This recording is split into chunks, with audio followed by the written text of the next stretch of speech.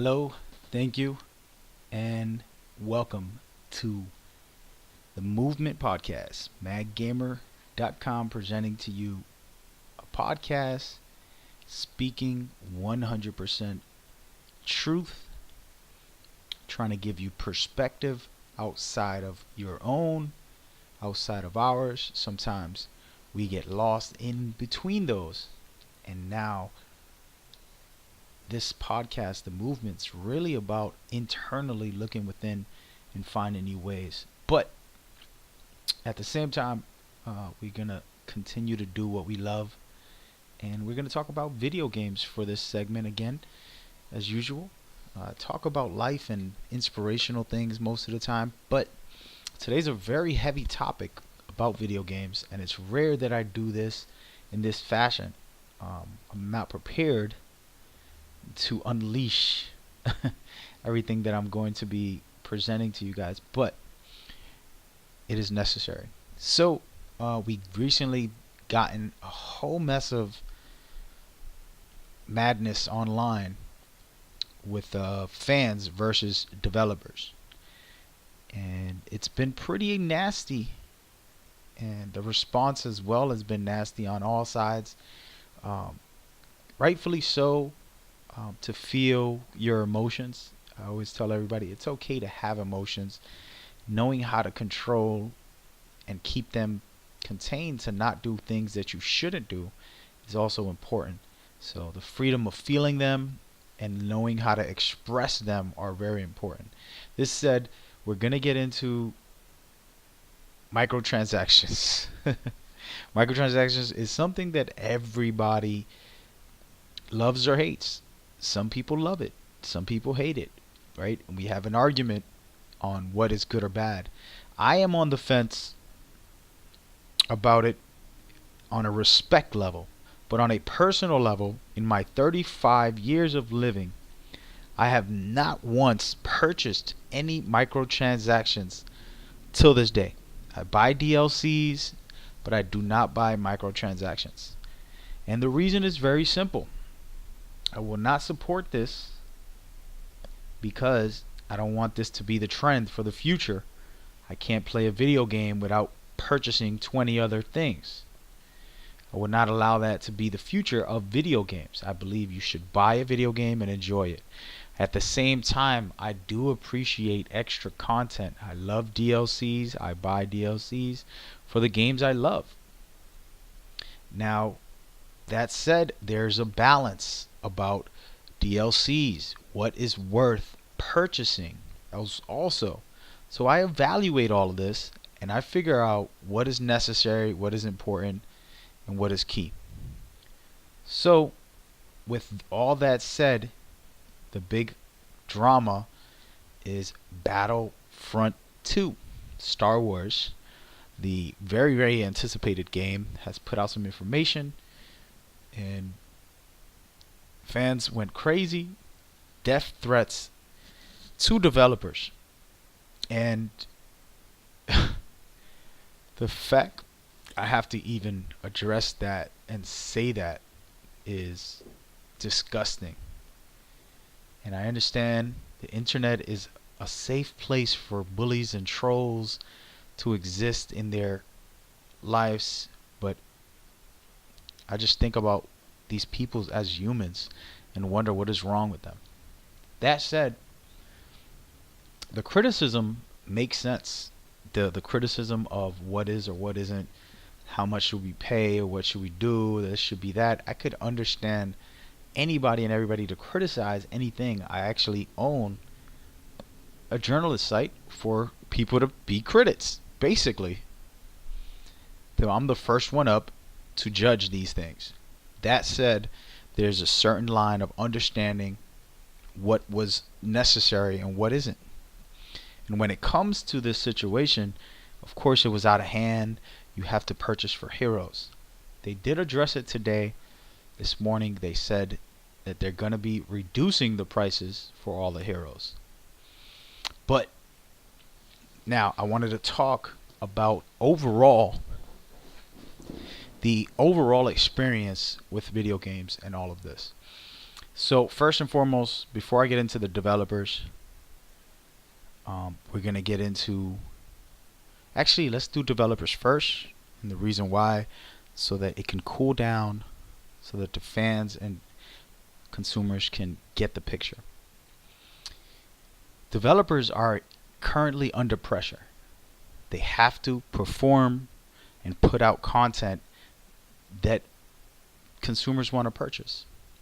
With so many games being released every week, the competition is very, very hard to really succeed. So they put out a game, they have to put out DLC. But what they're really trying to do is keep their studio alive, make enough profit so that the studio can continue and build more for that game or for their next game. So while we sit here and demand for a DLC, they're lucky to have a job to create that DLC. It is not like the developers are saying, I'm not going to create nothing unless they purchase this. Developers, that's their passion. They make video games. But nothing in life is free. Investors, publishers, studios have to have the finances to do so. So that's where us consumers come in. And I'm going to give you guys 2 examples of the biggest games, some of the biggest games out, very popular with microtransactions. GTA and 2K. And now I'm going to talk to the fans. You fans complain about microtransactions. I hate them. And it's true. All over the community. Everywhere you go, you see it. You hear it. But there is a reason why GTA is such a big success, or why NBA 2K is such a big success. Their microtransactions are being supported by the fans.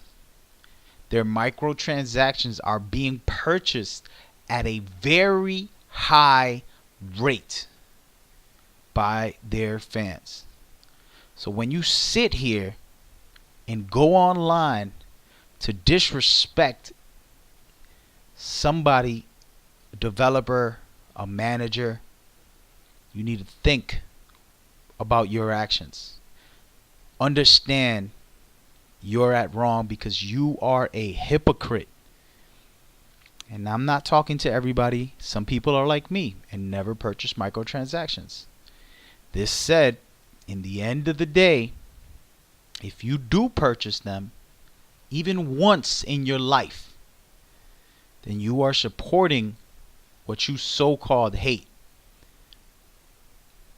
Don't be a hypocrite, first and foremost.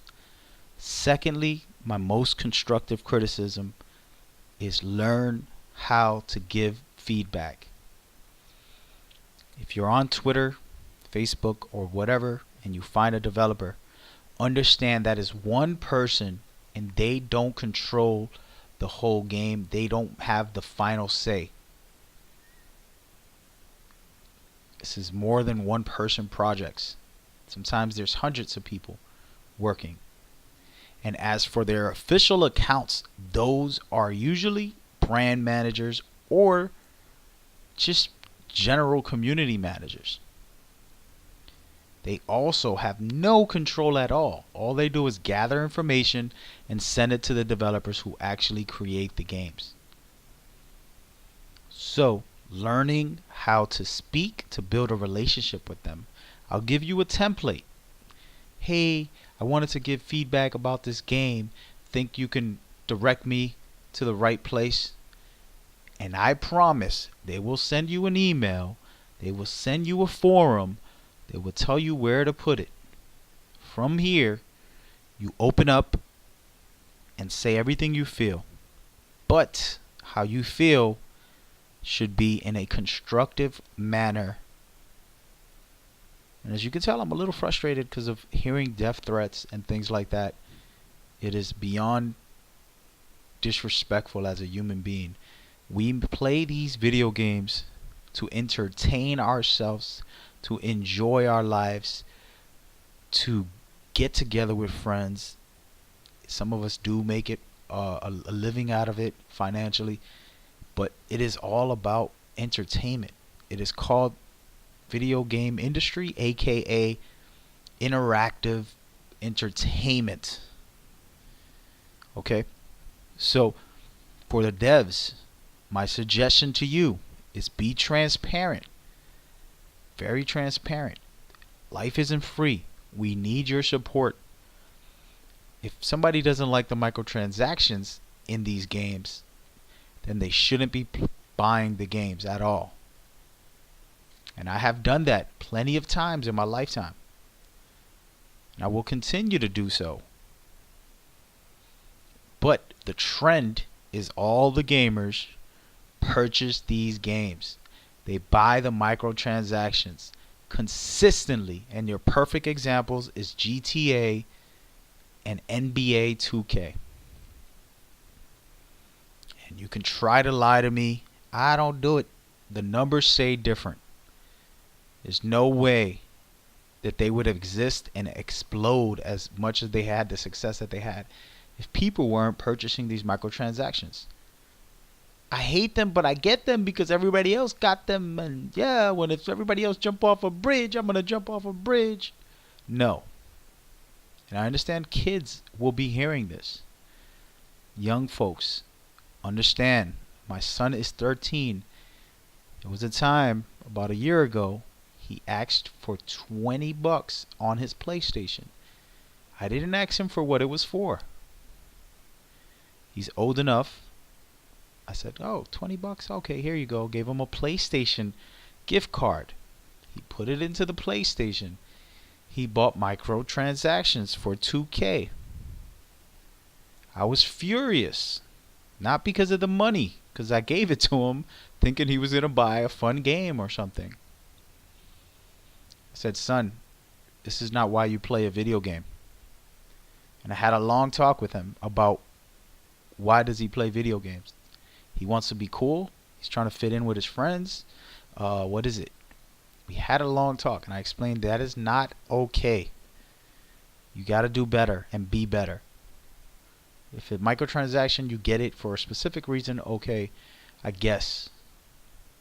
But in the end of the day, you don't support this. And I explained that to him. You can't support this. It's going to happen more and more every game. You're not going to be able to turn a game on without paying a microtransaction in the future. If we continue this path as the consumer, aka the fans, the gamers, we control the market.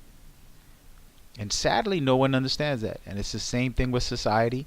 I'm not going to get too political here, but if we really wanted to come together, we would.